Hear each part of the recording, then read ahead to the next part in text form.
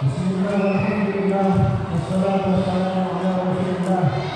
Asyhadu an la ilaha illallah wahdahu la syarika lah wa asyhadu anna sayyidina Muhammadan abduhu wa rasuluh.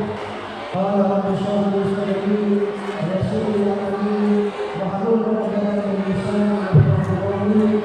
Rabbi zidni ilma warzuqni fahma.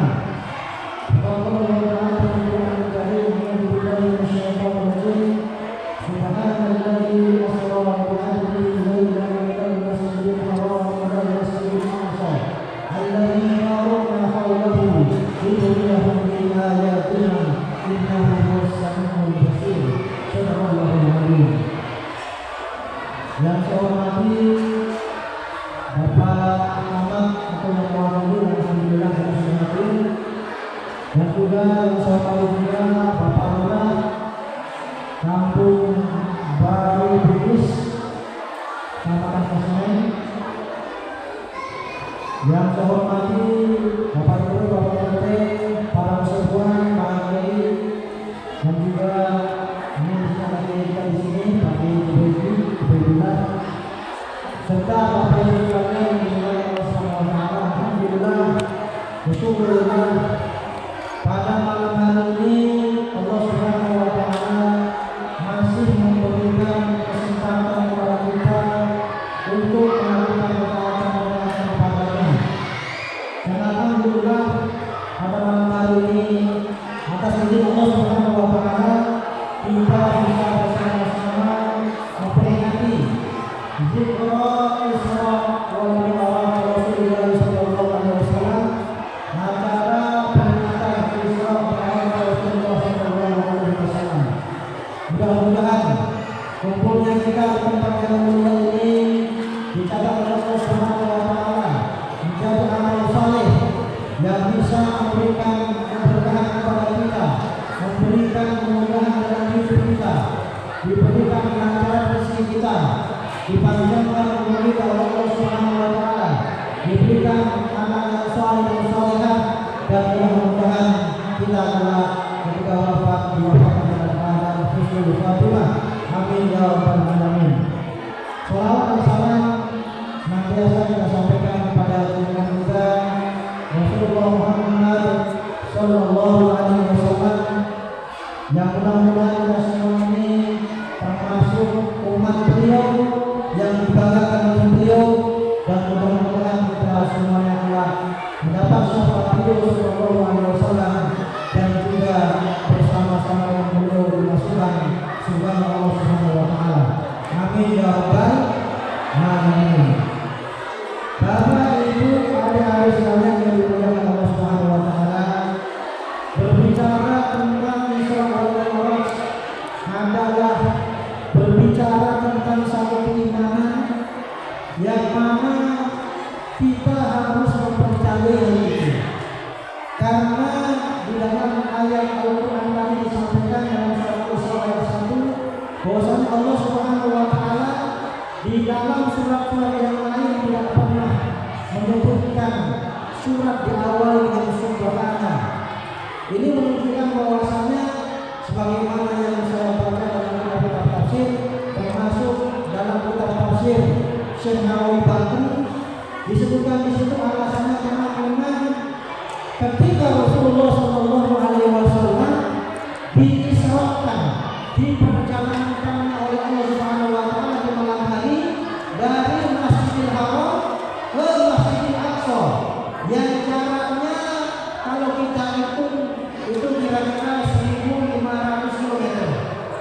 Itu kalau dalam ukuran zaman dahulu yang belum ada pesawat, belum ada kereta, belum ada mobil, dan belum ada alat-alat transportasi yang lain, itu kalau diperlakukan perjalanan pada saat itu dengan perjalanan unta, itu kurang lebih perjalanannya harus ditempuh selama 40 hari.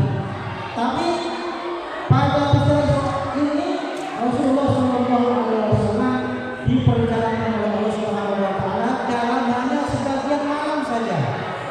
Jadi bukan satu malam penuh, tapi cuma sebagian malam saja.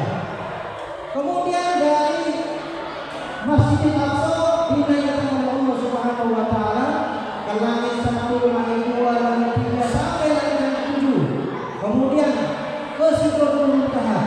dan itu semuanya dilakukan dalam waktu yang hanya sebagian malam. Maka Allah Subhanahu wa taala mengawali ayat tadi di mana ketika Rasulullah sallallahu alaihi wasallam selesai Isra dan Mi'raj oleh Allah Subhanahu wa taala, kemudian beliau di pagi harinya menyampaikan dakwah beliau, tapi pada saat itu manusia terbagi menjadi 3 bagian. Yang pertama, ada orang yang keyakinannya bertambah 100%. Di antaranya adalah sahabat Abu Bakar As-Siddiq. Dialah orang yang pertama kali mendengarkan apa yang dilakukan oleh Rasulullah SAW dalam peristiwa Isra wal Mi'raj. Kemudian yang kedua, ada orang yang ragu-ragu, ya, antara percaya dan tidak. Dan yang ketiga, ada orang-orang yang malah menertawakan terhadap peristiwa Isra wal Mi'raj ini. Termasuk antaranya adalah Abu Jahal, Abu Lahab, dan juga para kafir Quraisy yang pada saat itu tidak percaya dengan adanya peristiwa Isra wal Mi'raj ini. Kalau dalam kitab tafsir ini disebutkan panjang sekali.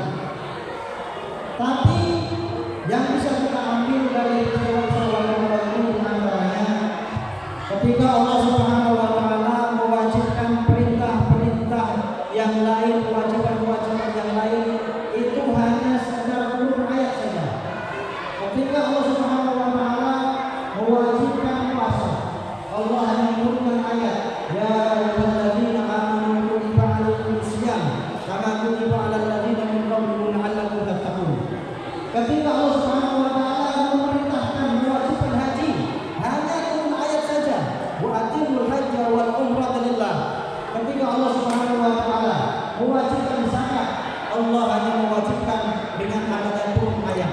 Tapi ketika Allah mewajibkan salat, Allah langsung memanggil Rasulullah SAW untuk menghadap kepada Allah Subhanahu wa taala.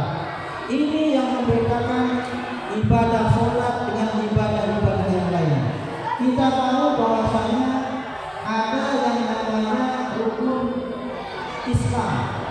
Rukun Islam ada berapa? Rukun Islam ada 5 apa 6? 6 apa 5? 5.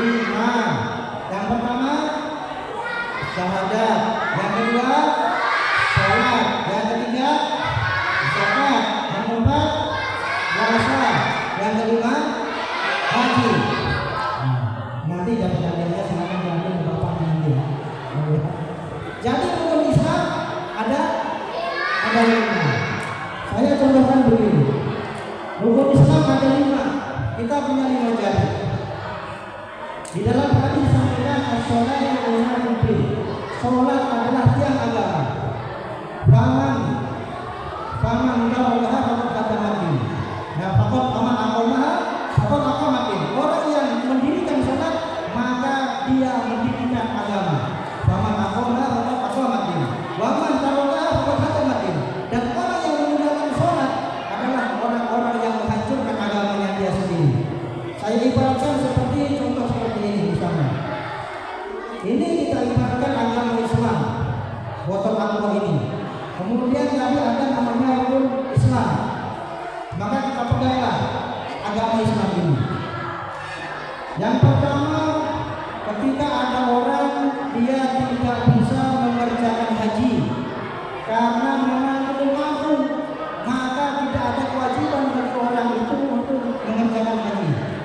Ya, jadi haji itu hanya diwajibkan bagi orang-orang yang mampu mengerjakan haji. Dalam ayat disampaikan, hajatnya apa? Walillahi 'alan nasi hajjul bait man istata'a ilaihi sabila. Jadi yang diwajibkan haji adalah orang-orang yang mampu saja. Kalau ada orang Islam, dia tidak bisa mengerjakan haji, maka dia tidak diwajibkan untuk berangkat haji ke tanah suci. Saya ibarat begini. Ya, yang pertama ada orang tidak bisa berangkat haji karena belum mampu, maka lepas satu. Rukun Islam lepas satu. Yang kedua, ketika ada orang Islam dia tidak mengeluarkan zakat,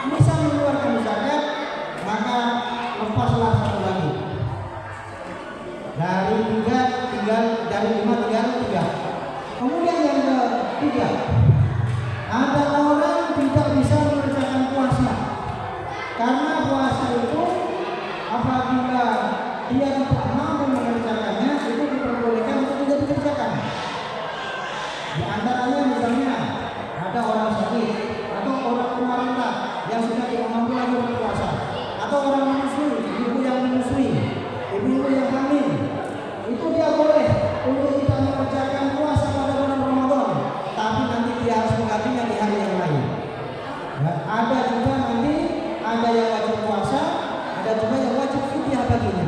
Ada juga yang wajib puasa saja. Nanti itu dalam bab fikih nanti disampaikan panjang lebar tersebut. Jadi ketika ada orang Islam karena dia belum mampu untuk berpuasa karena sakit, maka lepaslah 3 lepas dari 5 tinggal 3. Rukun Islamnya lepas 3. Tapi dia nggak berdosa, kenapa? Karena memang ada uzur, ada sesuatu yang menghalangi sehingga dia tidak bisa mengerjakan puasa. Kemudian ketika ada orang Islam, dia tidak mengerjakan sholat. Perhatikan baik-baik. Ketika ada orang Islam, dia tidak haji karena belum mampu, maka dia tidak berdosa. Ketika ada orang Islam, dia tidak mengeluarkan zakat karena memang belum punya harta yang wajib untuk dizakati, maka tidak apa-apa juga. Ketika ada orang Islam, dia tidak berpuasa karena dia ada uzur yang menghalangi sehingga tidak bisa berpuasa, maka tidak apa-apa juga. Tapi ketika masalah sholat, ketika ada orang Islam tidak mengerjakan sholat, kita lihat apa yang terjadi. Seandainya botol ini ya saya lepaskan karena ada orang Islam tidak mengerjakan sholat, maka hanya tinggal 1 jari sehingga jari ini tidak bisa menggenggam agamanya sendiri. Jadi sebenarnya